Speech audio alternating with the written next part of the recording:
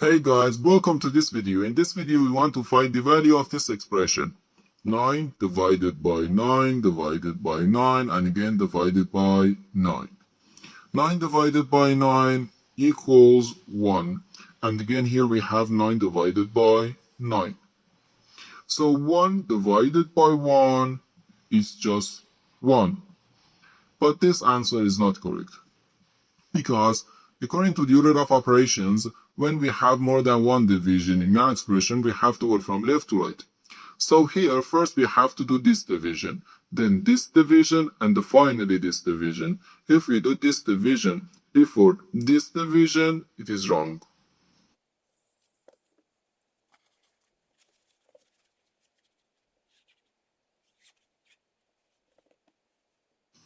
So first we have to do this division. 9 divided by 9 is just 1.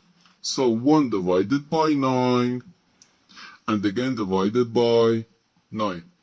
Now we have to do this division. 9 divided by 9 can be written as 1 over 9. And here we have divided by 9. Now, according to the KCF rule, K stands for keep, C stands for change, and F stands for flip. We can write keep the first fraction, change division to multiplication, and flip the second fraction.